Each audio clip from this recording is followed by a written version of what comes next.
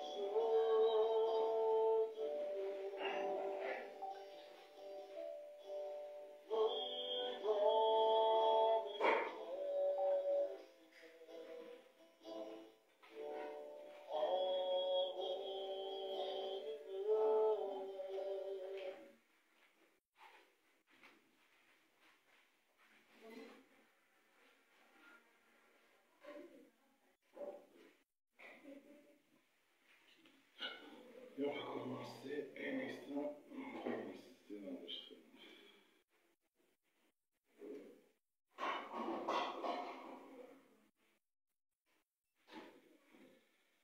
Donc bonsoir, on va commencer comme on a dit, on s'excuse pour ce retard, donc on a pris le retard de presque 38 minutes, donc on s'excuse beaucoup, on va prier.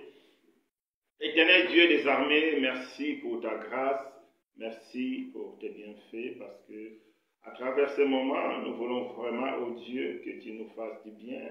Nous voulons vraiment, ô Dieu, que tu nous enseignes, parce que si nous sommes là, nous voulons vraiment connaître ta volonté. Nous voulons vraiment, ô Dieu, savoir ce que toi, tu as prévu pour nous, ce que tu as prévu pour ton Église.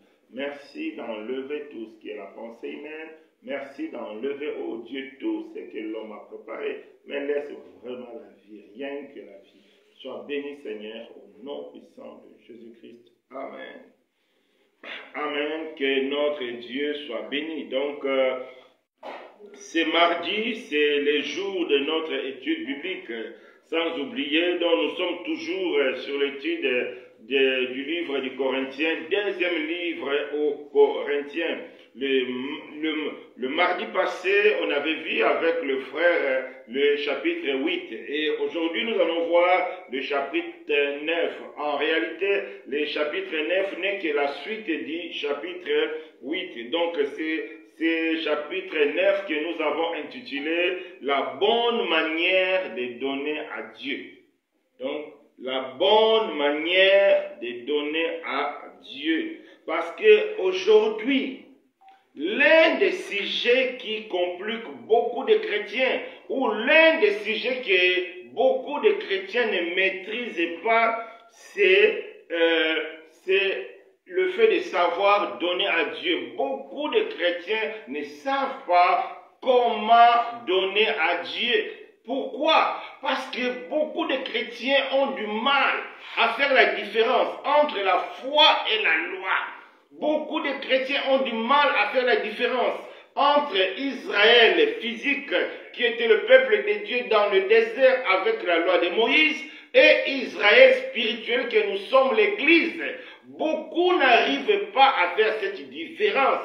C'est pourquoi beaucoup ont toujours dans la tête la manière de donner comme les enfants d'Israël donnaient.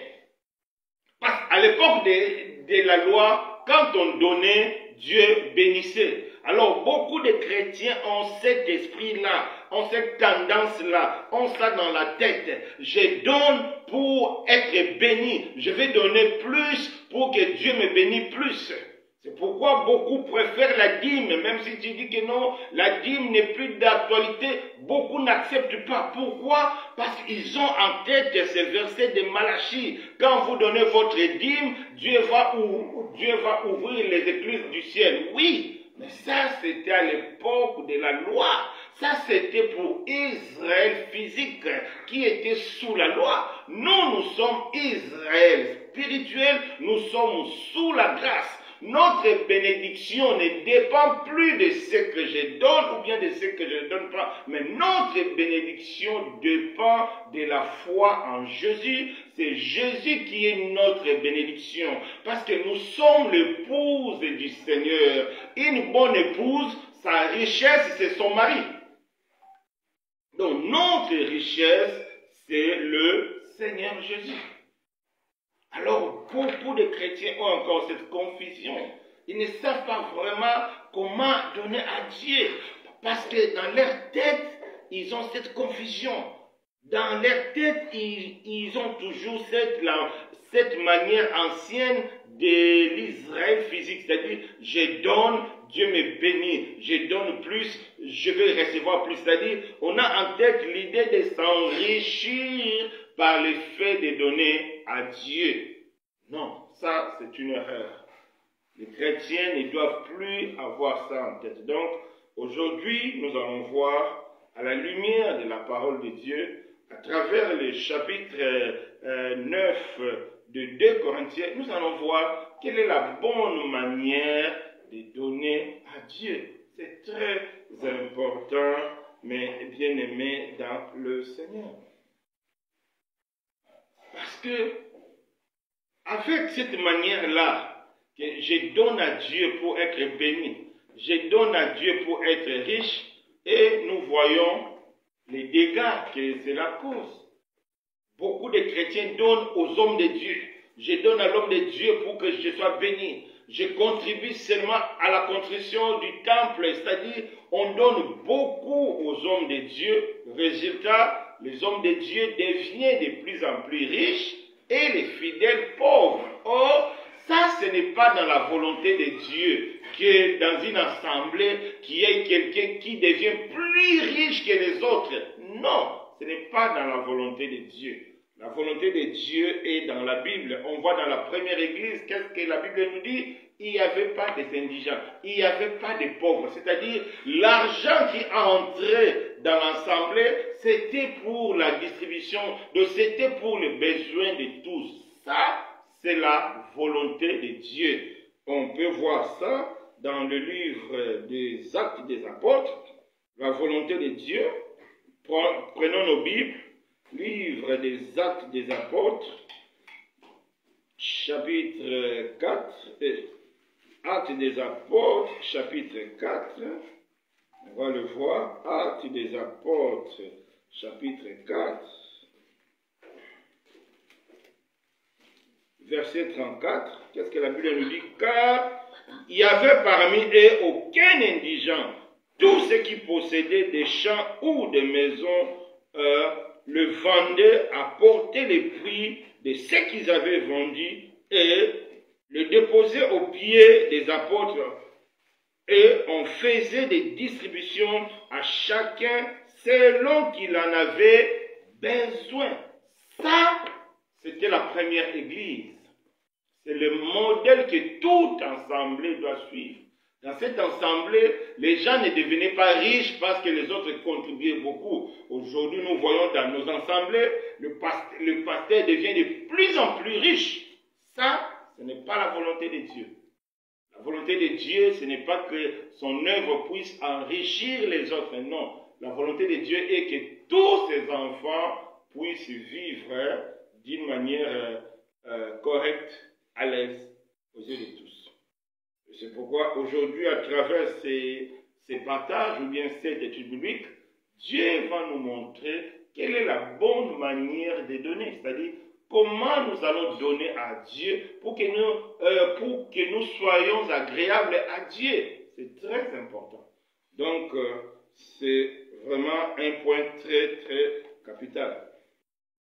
Et c'est important aussi de savoir que il y a trois manières de donner à Dieu. Parce qu'aujourd'hui, dans la tête, beaucoup de chrétiens ont seulement la dîme. Je paie ma dîme pour que Dieu me donne. Non, ça, c'est une erreur.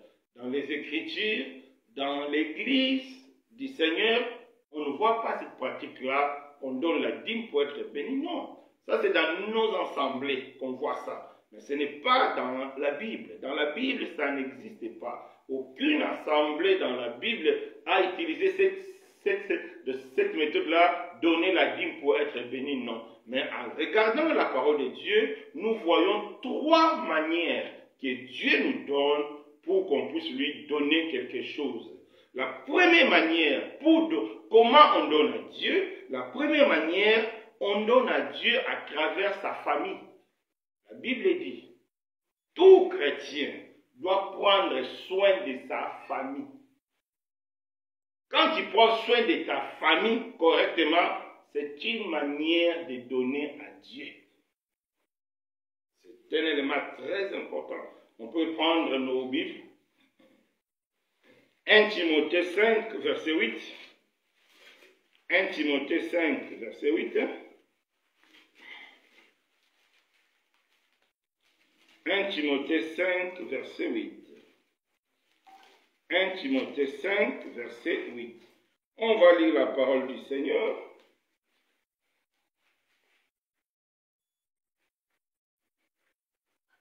Si quelqu'un n'a pas soin des siens, et principalement de ceux de sa famille, il a régné la foi et il est pur qu'un infidèle.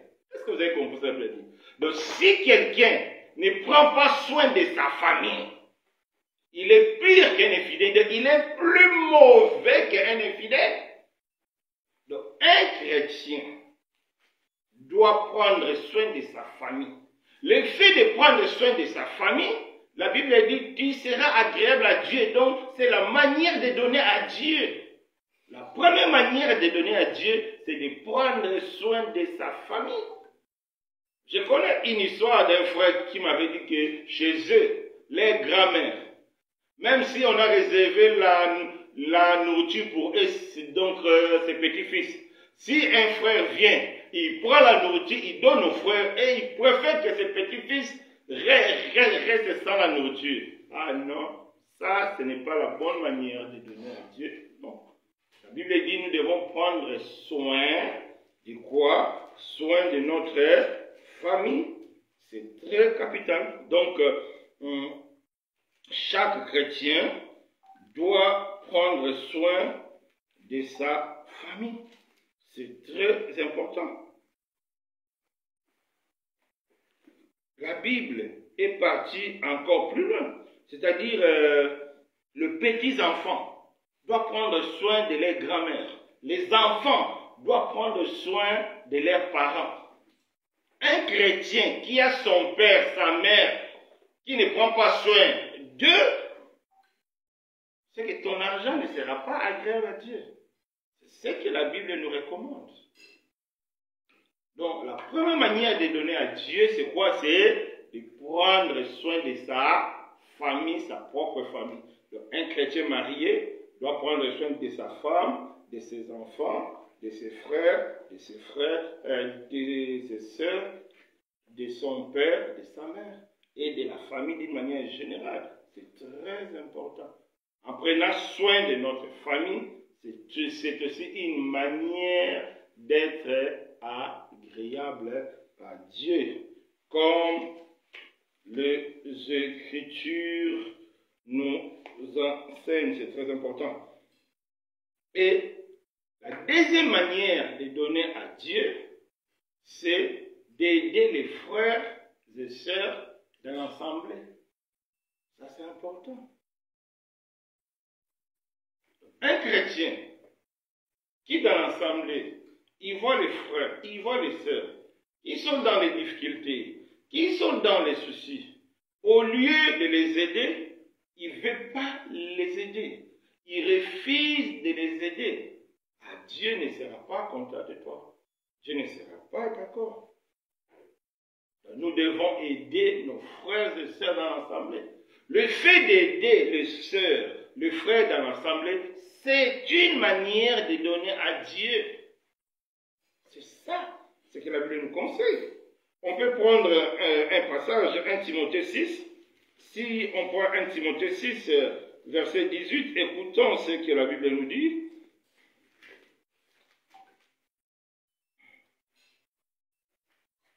Recommande-leur de faire du bien. Non, on va commencer à partir du verset 17. 1 Timothée 6, verset 17. Écoutons ce que la Bible dit.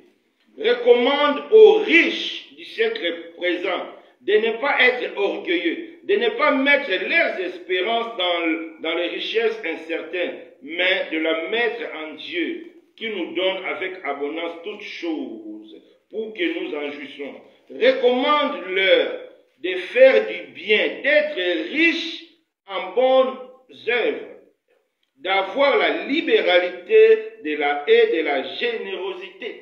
Donc Dieu recommande aux frères et sœurs qui ont des moyens dans l'assemblée, aux frères et sœurs qui sont riches dans l'assemblée, Dieu leur recommande la libéralité et la générosité envers les frères et sœurs dans l'assemblée. C'est très important. C'est ça la bonne manière de donner Dieu. 1. Tu prends soin de ta famille. 2. Tu aides les frères et sœurs dans l'assemblée. Et la troisième manière de donner à Dieu, c'est de donner à ses serviteurs. C'est important. Toujours dans la Bible, on va prendre Galates 6. On va prendre Galates 6. Galates 6. Galates 6, verset 6. Écoutons ce que la Bible dit. que celui à qui l'on enseigne la parole fasse part de tous ses biens à celui qui l'enseigne. Donc Dieu nous recommande de donner nos biens à ceux qui nous enseignent la parole. Faisons très attention. Dieu a dit à celui qui t'enseigne la parole, c'est-à-dire à celui qui t'enseigne la vérité. Si ton pasteur t'enseigne la vérité, si ton pasteur t'enseigne la bonne parole, et que cette parole te fait du bien, et que cette parole te ramène vraiment dans l'intimité avec Dieu, la Bible te recommande de faire part de tes biens sur le, c'est-à-dire de donner. Si tu as quelque chose, donne à ce pasteur-là parce qu'il t'enseigne la parole. C'est ça. Les trois manières que Dieu nous dit de donner. C'est-à-dire, c'est lui qui prend soin de sa famille. C'est lui qui aide les frères et sœurs dans l'assemblée. Bon, les frères et sœurs dans l'assemblée ou bien dans les autres assemblées. Ça aussi, c'est une précision importante. Parce qu'aujourd'hui, on considère, frères et sœurs, que c'est lui qui prie avec moi. Non. Et nous allons voir dans le chapitre 9. Non, non, non. Frères et sœurs, c'est quiconque appartient à l'église du Seigneur. Tout chrétien né de nouveau, quel que soit là où il se trouve, il est mon frère, il est ma sœur. Tout chrétien, donc si tu es chrétien, un autre chrétien vient chez toi, même si tu ne le connais pas, il faut prendre soin de lui, il faut l'aider, c'est comme ça, parce que nous formons tous le corps du Christ. Et la troisième manière, on a vu, c'est donner aux serviteurs de Dieu. C'est ça. La Bible n'a pas même pas de construire une maison pour Dieu. Parce qu'aujourd'hui, on voit des assemblées gaspiller beaucoup d'argent, des millions de dollars pour bâtir des bâtiments et dire que non, la maison pour Dieu, non. Cette pensée ne vient pas de Dieu. Avant de bâtir, avant de mettre des millions d'argent pour construire des bâtiments, il faut d'abord que le membre de l'assemblée se retrouve. Il faut d'abord que le social de l'église fonctionne. Une fois le social de l'église fonctionne, il n'y a pas de problème. Vous pouvez bâtir un bâtiment pour louer Dieu, il n'y a pas de problème. Mais Dieu met l'accent sur le social. C'est très important. Donc, l'argent dans l'assemblée des saints, ce n'est pas pour chercher de l'argent, non. Et ce n'est pas pour chercher la bénédiction, non. Dans l'assemblée des saints, l'argent sert au social. Donc, quand on contribue, quand on donne, c'est d'abord pour le social, pour le bien-être des frères et sœurs. C'est ça, la parole de Dieu. Nulle part dans la Bible, vous allez voir, les gens ont mis l'argent beaucoup pour la construction. Ce n'est pas mal de construire. Non, je n'ai pas dit que c'est mal. Non, ce n'est pas mal. Mais nous devons d'abord suivre la priorité que Dieu nous donne. Vous voyez, aujourd'hui, beaucoup ne savent pas donner à Dieu. Beaucoup, pour donner à Dieu, ils pensent qu'ils donnent qu'à l'homme de Dieu. C'est pourquoi dans certaines assemblées, vous allez trouver des partenaires. Donc, leur rôle, c'est de donner à l'homme de Dieu de l'argent. Dit que non, ça, je donne à Dieu. Non, il faut faire très attention. Donner à l'homme de Dieu, c'est bon. Mais si tu donnes à l'homme de Dieu, et les frères et sœurs qui sont à côté de toi, tu ne leur donnes rien, là c'est une erreur. Tu donnes à l'homme de Dieu, oui, mais tu ne prends pas soin de ta famille, ton père, ta mère, tes frères, ta femme, tes enfants, et là, tu es dans l'erreur. Ce n'est pas cette manière-là. En lisant la Bible, on voit comment Dieu nous recommande. C'est très important. Donc, c'est très important, mes bien-aimés, de savoir donner à Dieu. Et Dieu nous montre ces trois manières pour nous donner, à travers notre famille, à travers nos frères et sœurs dans le Seigneur, et à travers l'homme de Dieu. C'est les trois manières que Dieu nous donne dans la parole. Alors, comment donner à travers ces trois manières? C'est ce que nous allons voir dans le chapitre 9. Donc, prenons nos Bibles. 2 Corinthiens, chapitre 9. 2 Corinthiens, chapitre 9. 2 Corinthiens, chapitre 9. Donc, on va lire de 1 à 5 d'abord. 2 Corinthiens, chapitre 9, de 1 à 5. Il est superflu que je vous écrive touchant l'assistance destinée aux saints. Je connais en effet votre bonne volonté, dont je me glorifie pour vous auprès des Macédoniens, en déclarant que l'Achaïe est prête depuis l'année dernière. Et ce zèle de votre part a stimulé le plus grand nombre. J'envoie les frères afin que l'éloge que nous avons fait de vous ne soit pas réduit en néant sur ces points-là, que vous soyez prêts comme je l'ai dit. Je ne voudrais pas, si les Macédoniens m'accompagnent et ne vous trouvent pas prêts, cette assurance tourne à notre confusion, pour ne pas dire à la vôtre. J'ai donc jugé nécessaire d'inviter les frères à se rendre auparavant chez vous et à s'occuper de votre libéralité déjà promise, afin qu'elle soit prête, de manière à être une libéralité et non un acte d'avarice. Dans ce chapitre 9, qui n'est rien d'autre que la suite du chapitre 8, il s'agit de la collecte destinée aux saints de Jérusalem, c'est-à-dire les frères, les sœurs, les églises de Jérusalem étaient en difficulté. Comme nous formons tous le corps du Christ, comme nous formons tous l'église du Seigneur, alors Paul a demandé à certaines églises qui étaient dans les autres villes de cotiser, de mettre de l'argent à côté pour aider les frères et sœurs de Jérusalem. C'est ça. Donc la manière de donner à Dieu, c'est d'aider les frères et sœurs qui sont dans les difficultés, comme dans le chapitre 9. Donc il s'agit de la collecte pour aider les églises de Jérusalem, ou bien l'église de Jérusalem, parce qu'ils étaient en grande difficulté. Ils avaient des soucis financiers. Et Paul a demandé aux églises, entre autres à l'église de Corinthe. C'est pourquoi il leur dit, attention, vous devez déjà préparer votre argent, parce que vous avez promis, donc vous avez manifesté la bonne volonté de donner, pour que cet argent soit prêt. Quand les frères, quand les gens que j'ai choisis seront là-bas, qui trouvent déjà votre argent. Donc, la première leçon à retenir, c'est-à-dire aider les frères et sœurs en Christ, c'est une recommandation de Dieu. C'est l'une des manières pour donner à Dieu. Quand tu aides quelqu'un librement, parce que la Bible a ajouté avec libéralité, quand tu donnes quelqu'un librement, avec amour, tu viens chez un frère, une sœur, tu les trouves en difficulté, dans une situation difficile, et tu l'aides librement, volontairement, dans un cœur pieux, sincère. C'est ça, l'exact que Dieu accepte. C'est ça, la manière que Dieu accepte. C'est lui qui fait ça, il fait une bonne œuvre que Dieu accepte.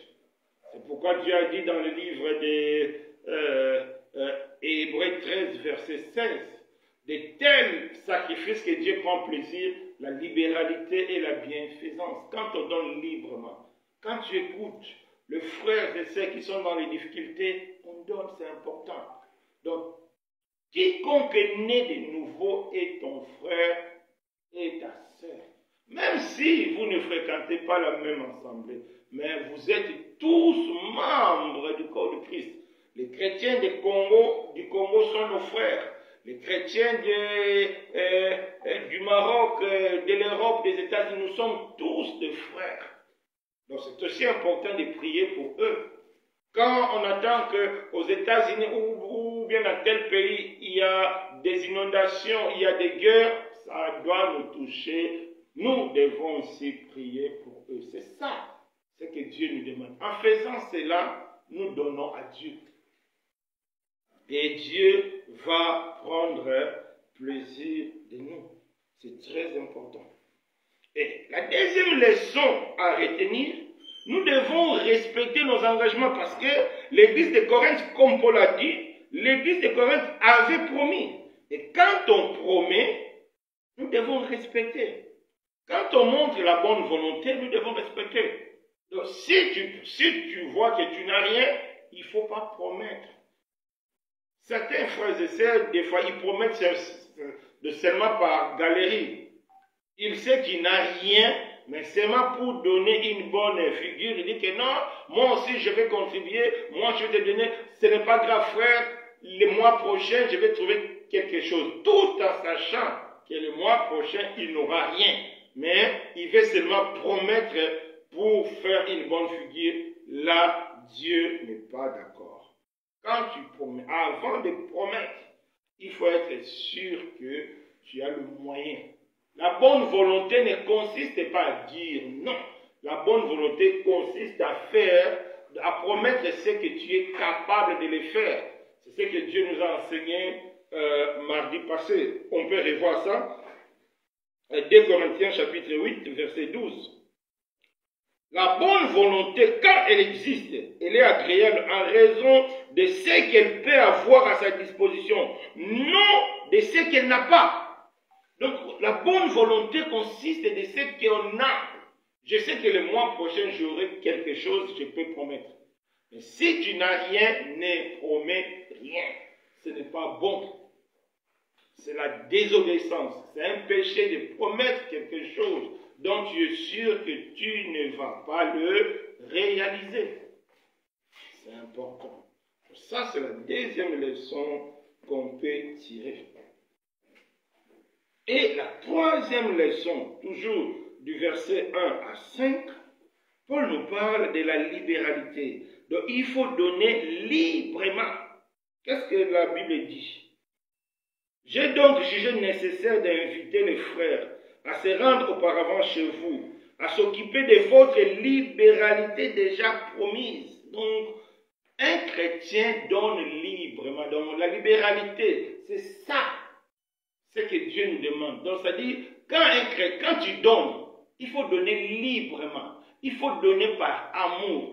Il faut donner sans arrière-pensée. Je donne pour être vu, je donne pour être connu, je donne pour faire bonne figure. Non, là, Dieu ne prendra pas plaisir de ton offrande. Dieu ne prendra pas plaisir de ton sacrifice. Mais quand tu donnes, tu dois donner librement avec un bon cœur. La libéralité est liée avec l'amour. La libéralité est fondée sur l'amour. Je donne librement par amour de Christ. Parce que mon frère est dans le besoin, parce que ma soeur est dans le besoin, je donne librement par amour. Je dois aider ma femme, par amour, je dois prendre soin de ma femme, par amour, je dois prendre soin de mes enfants, par amour, je dois prendre soin de ma famille. Par amour, je donne à l'homme de Dieu qui m'enseigne. C'est ça la libéralité, c'est-à-dire donner librement, sans arrière-pensée. La Bible dit que notre libéralité ne soit pas un acte d'avarice, c'est-à-dire tu ne donnes pas par vanité, tu ne donnes pas par cupidité, tu ne donnes pas pour recevoir quelque chose en retour. Aujourd'hui, beaucoup de chrétiens donnent avec la pensée de recevoir, donc beaucoup de chrétiens donnent avec la pensée de devenir riches. Ah, moi je vais donner, en retour Dieu va me donner, parce que Dieu a dit, il va ouvrir les écluses du ciel. Ça, on est dans la loi, sans comprendre la révélation qui est détendue. Un jour, on m'avait dit une histoire. Il y avait un frère qui avait donné $300. Parce que le pasteur avait dit que non, c'est lui qui donne, il verra la multiplication, il aura plus. Le frère a donné $300, après il n'a rien vu. Il est retourné chez le pasteur, demander son argent. Moi aussi, on m'a dit cette histoire, je ne sais pas. En tout cas, on m'a dit, il est retourné chez le pasteur, il a dit que non, toi tu m'avais dit, tu avais dit que si je donne, j'aurai plus, j'ai donné, je n'ai rien eu en plus. Et il a réclamé son argent. Et ça, Dieu ne fait pas. On ne doit pas donner comme un acte d'avarice, non. Il faut donner du cœur. Si tu vois que ton cœur n'est pas prêt, ne donne pas. Dieu seul sait comment il va prendre soin de son église. Dieu seul sait comment il va prendre soin de son serviteur et de ses enfants. Dieu sait ça. C'est très important, mes bien-aimés. Donc, la première leçon, nous devons apprendre à aider. La deuxième leçon, nous ne devons pas promettre si on n'a rien à donner. La troisième leçon, nous devons donner librement, par amour. Non pas on donne avec l'arrière-pensée d'être béni. Non, non, non. Aujourd'hui, beaucoup pensent que la meilleure manière d'accéder à la prospérité, c'est de payer chaque jour sa dîme. Ça, c'est faux. C'est une erreur. Je sais que c'est beaucoup enseigné comme ça, mais c'est une erreur. Cela, ça n'a aucun fondement dans l'Église. Quand tu regardes la Bible, l'Église, le Nouveau Testament, on ne trouve pas ça. Cette méthode-là, je donne comme fondement pour être béni en retour. Je donne comme fondement que j'ai la prospérité. On ne trouve pas ça dans l'Église. C'est faux. Dans l'Église, c'est qu'on voit dans 1 Corinthiens 8 et 9, on donne par amour. On donne sans arrière-pensée. On donne parce qu'on a foi. Donner, c'est un acte de foi. Beaucoup de personnes ne donnent pas parce qu'ils n'ont pas de foi. Celui qui donne librement, celui qui donne avec amour, il fait un acte de foi. Ce n'est pas un acte commercial pour recevoir un retour. Non, c'est un acte de foi. C'est ça, donner selon Dieu, bien-aimé. Donc, c'est très important. Donc, à partir d'aujourd'hui, nous ne devons plus donner comme un acte d'avarice. Non. Il faut donner sans arrière-pensée. Il faut donner avec amour. C'est un acte de foi. Tu donnes parce que Jésus est ton Seigneur. Tu donnes parce que Jésus est ton Sauveur. Tu donnes parce que Jésus est mort pour toi. C'est très important, mais bien-aimé dans le Seigneur. C'est vraiment un acte de foi. On peut prendre nos Bibles dans Hébreux 6, verset 10. On peut prendre Hébreux 6, verset 10. Hébreux 6, verset 10. Hébreux 6, oui. Hébreux 6, verset 10. On va lire ce que la Bible nous dit. Hébreux 6, verset 10. Qu'est-ce que la Bible nous dit? Car Dieu n'est pas injuste pour oublier votre travail et l'amour que vous avez montré pour son nom, ayant rendu et rendant encore service aux saints. Ayant rendu et rendant encore service aux saints. Nous désirons que chacun de vous montre le même zèle pour conserver jusqu'à la fin une pleine espérance, en sorte que vous ne vous relâchez point et que vous imitez ceux qui, par la foi et la persévérance, héritent de promesses. Donc, tu vois, c'est vraiment un acte de foi. Je ne donne pas pour être béni, non. Je ne donne pas parce que j'ai beaucoup, non. Je donne par amour.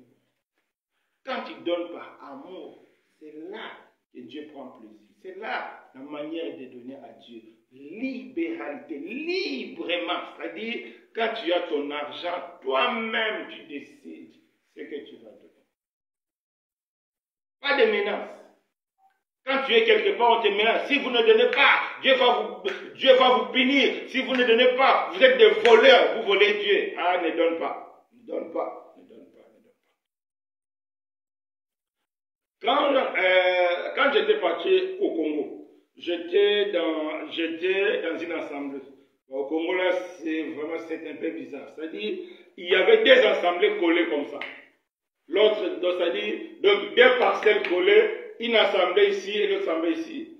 Et l'une des assemblées avait des baffles. Donc tout ce qu'ils disaient là-bas dans l'autre assemblée, c'est comme si même c'était une même assemblée. Alors là où j'étais, il n'y avait pas de baffles. Alors le pasteur a dit, vous avez écouté, non? Et ils ont des baffles. Nous aussi, on va donner en tout cas, les gens ont contribué sans moi. Moi, j'ai dit, je ne donne pas l'argent pour que toi aussi tu achètes des baffles pour déranger l'autre. Non, ça ne sert pas Dieu. On donne pour une bonne utilité, pour la gloire de Dieu. Quand quelqu'un menace, si vous ne donnez pas, Dieu va vous maudire. Si vous ne donnez pas, vous n'allez rien recevoir. Il ne faut pas donner. Sinon ton argent va partir cadeau. Rien. Il faut donner par amour pour que l'œuvre de Dieu puisse avancer. Pas pour satisfaire le besoin des hommes. Non, il faut donner pour la gloire de Dieu. Amen. Donc, on continue. 2 Corinthiens, on va continuer à partir du verset 6. Donc 2 Corinthiens 9, à partir du verset 6. Donc on continue. Verset 6. Sachez-le, celui qui sème peu, moissonnera peu. Celui qui sème abondamment, moissonnera abondamment. Ah, c'est là où beaucoup sont trompés. Il dit que non, regarde, la Bible dit, si tu sèmes beaucoup, tu auras beaucoup. Si tu sèmes peu, tu auras peu. Non. Ici, on ne parle pas de donner, on parle de s'aimer. S'aimer, c'est un acte de foi. Quand on donne à Dieu, on s'aime. Dieu ne regarde pas la valeur monétique. Dieu ne regarde pas que tu as donné 1 million ou que tu as donné 10 milliards. Non, Dieu regarde la disposition du cœur. Quand ton cœur est vrai, quand ton cœur est sincère, quand ton cœur est amour, c'est ça que Dieu appelle s'aimer. Parce que tu as sémé la foi et tu vas récolter. Mais quand tu donnes par avarice, quand tu donnes pour recevoir en plus, quand tu donnes pour que les gens te voient, ça ce n'est pas s'aimer. Ici, s'aimer c'est en relation avec la foi. S'aimer c'est en relation avec obéissance. Parce que donner, c'est un acte de foi. La Bible dit, il y a plus de joie à donner qu'à recevoir. Parce que donner, c'est un acte de foi. Je donne parce que j'aime Jésus. Je donne parce que je suis un enfant de Jésus. Je donne parce que je suis un chrétien. Je donne parce que mon frère, ma soeur est dans le besoin. Je donne pour l'avancement de l'œuvre de Dieu.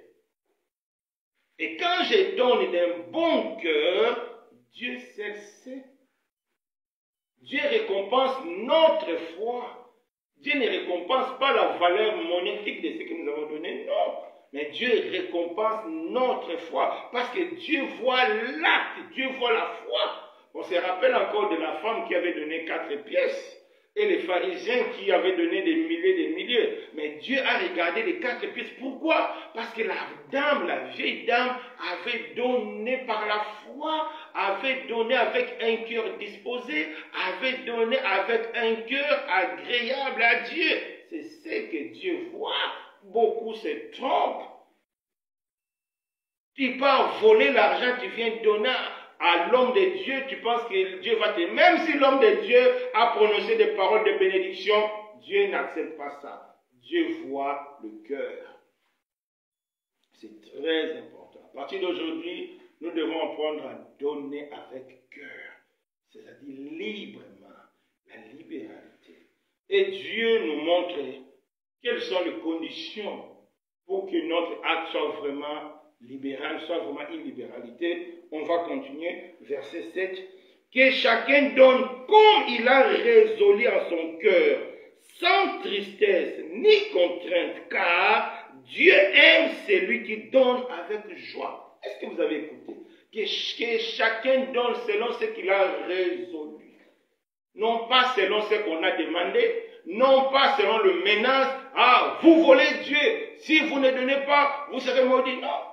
Moi-même, j'ai écouté quelqu'un pendant le Covid, il a dit, si le peuple vous ne donnez pas, je vais vous maudire. Il ne faut pas vous déranger. Si quelqu'un dit ça, il ne faut pas vous déranger. Personne n'a le droit de maudire quelqu'un. D'abord, c'est un péché de maudire quelqu'un. Beaucoup vont lire l'Ancien Testament, comment David maudissait ses ennemis. Alors, ils veulent mettre ça dans le Nouveau Testament. Non. J'ai dit, nous sommes tous le peuple de Dieu, mais on n'a plus le même fondement. Et c'était la loi, nous c'est la foi c'est l'amour. C'est très important, mais bien aimé dans le Seigneur. La foi, c'est par amour. Donc nous devons vraiment faire, très attention. Donc, quand tu donnes, ça doit être selon la résolution de ton cœur. C'est-à-dire, quand tu reçois ton salaire, quand tu reçois ton argent, tu décides toi-même dans ton cœur, sans contrainte. C'est-à-dire, il faut pas qu'il y ait une menace. Il ne faut pas qu'il y ait une parole qui va te déstabiliser. Non. C'est-à-dire, quand tu reçois ton argent, toi-même tu décides dans ton cœur, librement, sans contrainte. C'est ce que la Bible dit. Alors, peut-être on va relire. Verset 7.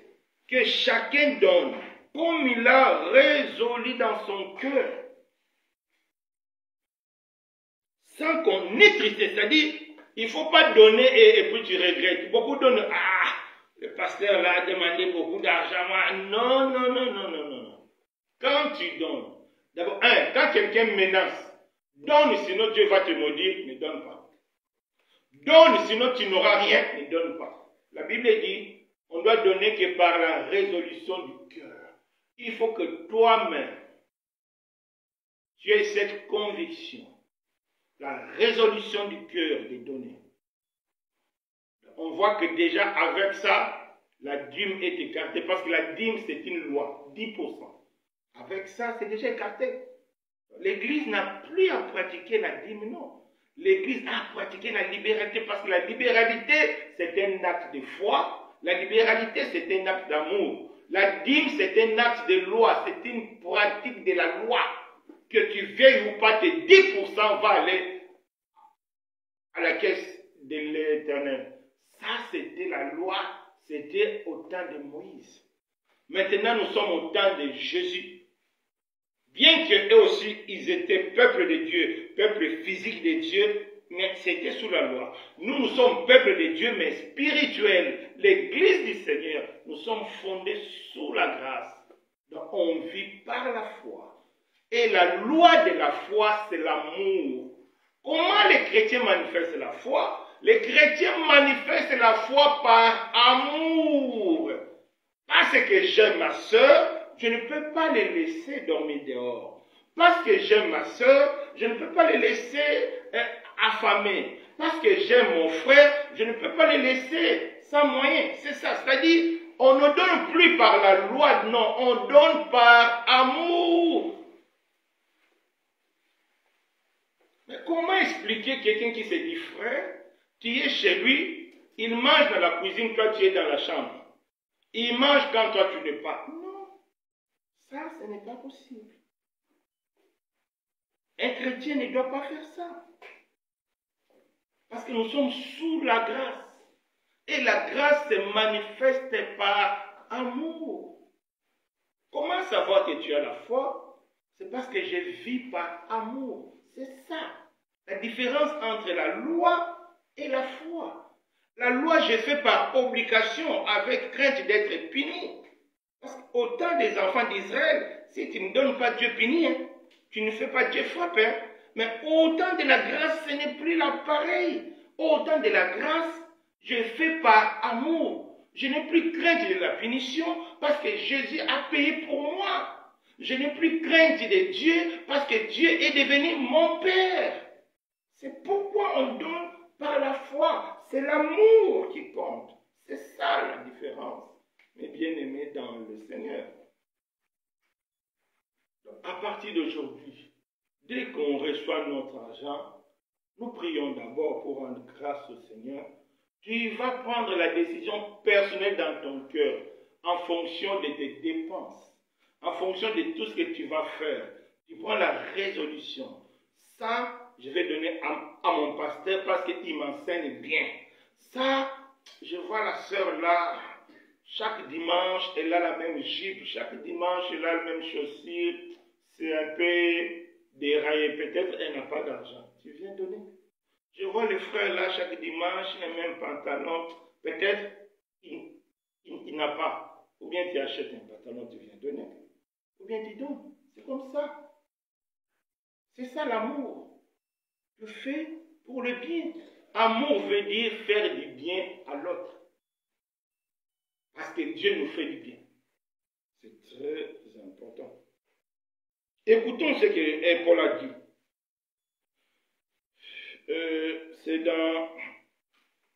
dans Acte 24. Acte 24. Non, Acte 20, verset 34. Acte 20, verset 34. On va écouter ce que Paul a dit. Acte 20, verset 34. Écoutons ce que Paul a dit. Acte 20, verset 34. Vous savez vous-même que ces mains ont pourvu à mes besoins et à ceux des personnes qui étaient avec moi. Paul, lui l'apôtre, qu'est-ce qu'il a dit? Ses mains. Parce que Paul faisait des tentes. Quand il faisait des tentes, l'argent qui entrait, Paul a dit, mes mains travaillaient pour moi et aussi pour les frères qui sont dans les besoins. C'est ça. Aujourd'hui, il y a un défaut. Le pasteur ou bien les responsables ne donnent pas. Il veut seulement que le pasteur donne. Non, ça, ce n'est pas biblique. Tout le monde donne. Dans l'assemblée, tout le monde donne. C'est pourquoi Dieu a établi la règle d'égalité. On a vu ça mardi passé. 2 Corinthiens 8, 14. La règle d'égalité. C'est-à-dire, dans l'assemblée, nous sommes égaux. Enfin, là, on parle des côtés financiers, règle d'égalité. C'est-à-dire, tout le monde contribue. Le roi David, pour bâtir les temples de Dieu, il était le premier contributeur.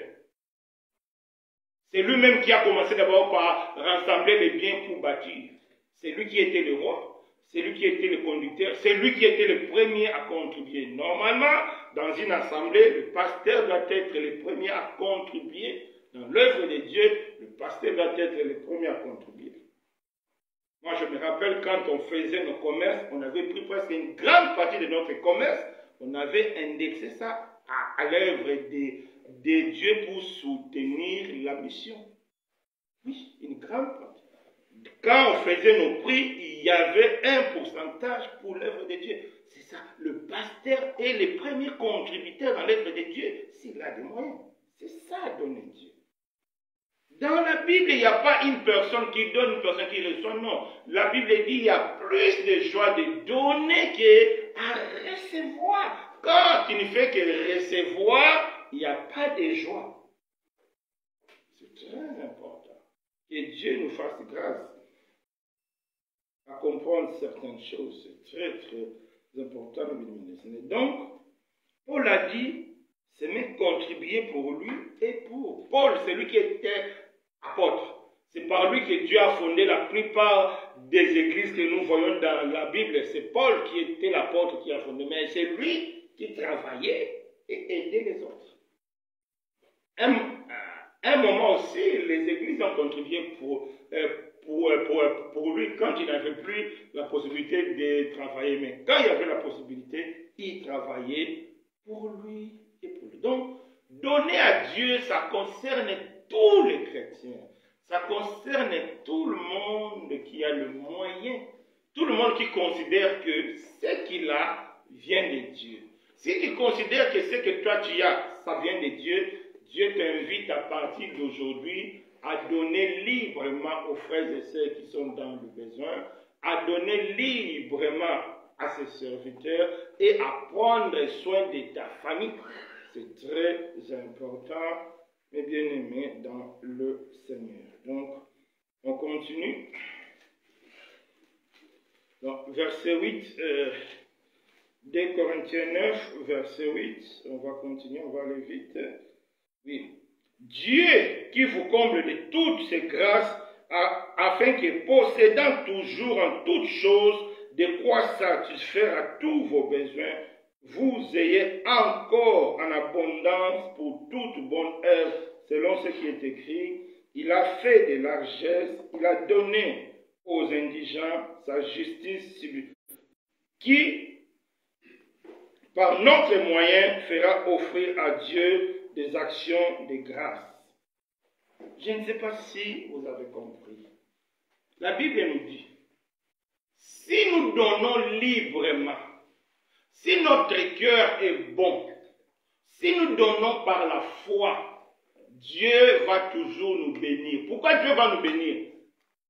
Ce n'est pas pour que tout le monde voit que nous sommes riches, non. Dieu va continuer toujours à nous bénir pour que nous ayons toujours de quoi donner. Je ne sais pas si vous avez compris la nuance qui est là. C'est lui qui donne avec joie. C'est lui qui donne selon la résolution de son cœur. C'est lui qui donne pour venir en aide aux saints, pour venir en aide, aux serviteurs de Dieu, d'un bon cœur. La Bible dit, Dieu va continuer toujours à lui bénir. Pourquoi? Pour qu'il ait toujours de quoi donner. C'est ça. Quand tu donnes avec foi, quand tu donnes avec libéralité, quand tu donnes avec amour, Dieu lui-même s'engage à continuer à te bénir. Pourquoi? Pour que tu aies toujours de quoi donner. C'est pourquoi Dieu nous invite à partir d'aujourd'hui à prendre la résolution de donner du bon cœur, librement, selon la résolution de notre cœur. Pas comme un acte d'avarice, mais un acte de libéralité. Si nous faisons ça, Dieu s'engage à continuer à nous bénir pour que nous ayons toujours de quoi donner aux autres. Vous voyez pourquoi Dieu va nous bénir? Pour que nous ayons toujours de quoi donner aux autres. C'est très important.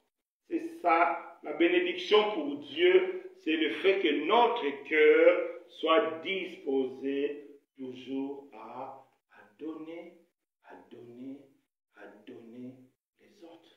C'est ça. Cette espèce de pensée que donner à Dieu, c'est un acte pour que je devienne prospère, ça ne vient pas de Dieu, ça vient du diable. Tout ce qui ne vient pas de Dieu, il vient du diable. Mais ce qui vient de Dieu, Dieu va te bénir pour que tu aies encore de quoi bénir, pour que tu aies encore de quoi donner, quand tu donnes d'un bon cœur. Amen. Que Dieu nous fasse grâce. Et puis, on continue.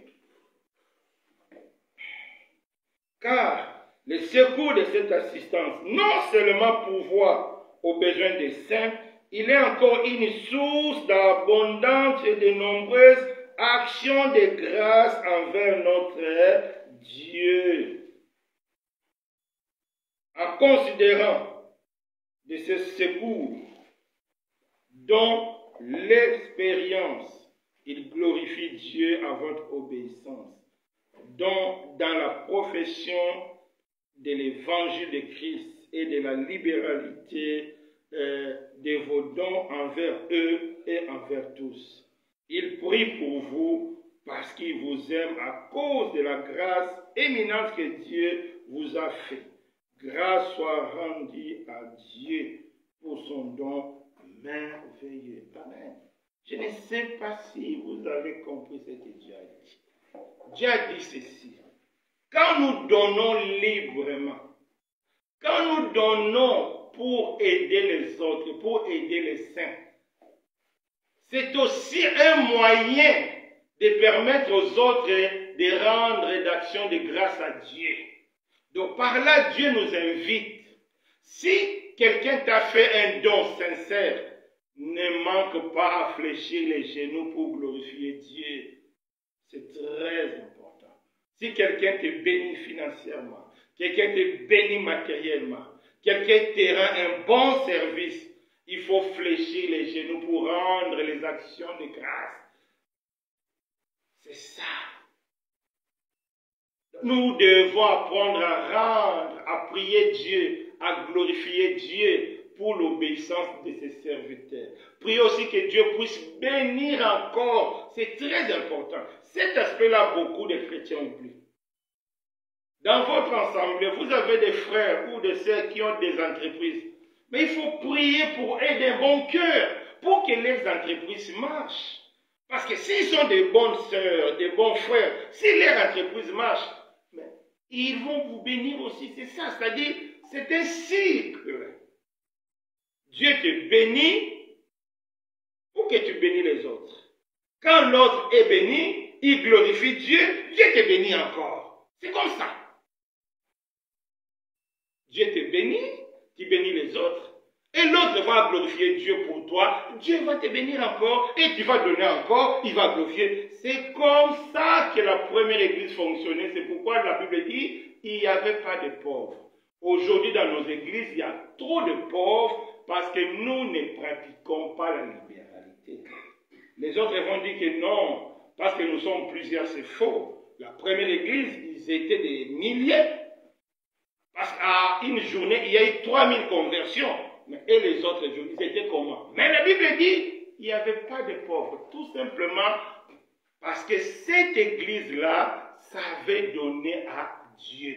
Il donnait librement, comme on a dit, par amour, par foi. Et il donnait par la règle d'égalité. C'est ça les deux bonnes manières à donner à Dieu. Par la libéralité et par la règle d'égalité. La règle d'égalité, c'est que le frère nous a parlé mardi passé. 2 Corinthiens 8, verset 14. C'est quoi la règle d'égalité? La règle d'égalité veut dire ceci.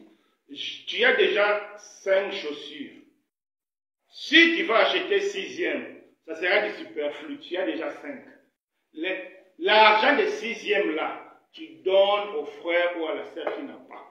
C'est pourquoi dans l'ancienne église, la première église, il n'y avait pas de pauvres. Les gens vendaient des maisons. Ce n'est pas qu'eux, ils vendaient des maisons pour manquer de maisons. Non, ils avaient plusieurs maisons. Un frère qui a 5 maisons, mais qui vend 2, qui donne à l'église. C'est ça la règle d'égalité. Un frère qui a 10 maisons, qui vend 5, c'est ça. Et la Bible dit, en faisant ça, Dieu va continuer à te bénir pour que tu aies encore, pour donner encore. Les autres vont glorifier Dieu, Dieu va te bénir encore. C'est un cycle. C'est ça la bonne manière de donner à Dieu. Donc, il y a 2 bonnes manières de donner à Dieu, par la libéralité et par la règle d'égalité. La libéralité, c'est donner sans contrainte, c'est donner librement, sans tristesse, mais donner avec joie. La règle d'égalité, c'est que tu ne vas pas avoir des choses annexées, non. Un chrétien avec 10 voitures, Dieu n'accepte pas ça. Ce n'est pas la volonté de Dieu, c'est trop. Un chrétien parce que des fois, il y a des chambres où tu entres les chaussures de coin jusqu'au coin. Non, ça, ce n'est pas la volonté de Dieu. Un chrétien ne doit pas avoir ça. C'est pourquoi, quand vous allez partir même avec le roi de l'époque d'Israël physique, Dieu avait demandé au roi que le roi n'ait pas beaucoup de biens. Non, ce n'est pas la volonté de Dieu que les chrétiens soient riches à l'extrême, il fait que conserver. Non, non, non. Ce que Dieu demande, c'est que tu as, donne aussi aux autres, il va continuer à te bénir. Que Dieu nous fasse grâce. C'est ça. Donc, comment donner à Dieu de bonnes manières? Il y a 2 façons de donner à Dieu de bonnes manières, c'est-à-dire par la libéralité, on a compris, et par la règle d'égalité. Et il y a 3 façons pour donner à Dieu. Prends soin de ta famille, aider les frères et sœurs dans les besoins, et faire les dons à ceux qui t'enseignent la parole de Dieu. Comment? Librement et par la règle d'égalité. Que Dieu nous bénisse. Je ne sais pas s'il y a des questions ici, ou bien en ligne, il y a des questions. Est-ce qu'il y a des questions ici? Donc, s'il n'y a pas de questions, on va prier. Éternel Dieu des armées, fais-nous grâce, ô grand Dieu, fais-nous grâce. Fais-nous grâce de vivre ta parole. Fais-nous grâce de se conformer à ta parole. Fais-nous grâce de marcher conformément à ta parole. Je t'en supplie, mon Dieu. Vide en nous l'égoïsme, vide en nous l'orgueil, vide en nous la vanité. Fais-nous grâce d'être vraiment amour, de donner librement et de pratiquer la règle d'égalité. Merci notre Dieu, merci notre roi, au nom puissant de Jésus-Christ. Amen. Que Dieu nous bénisse.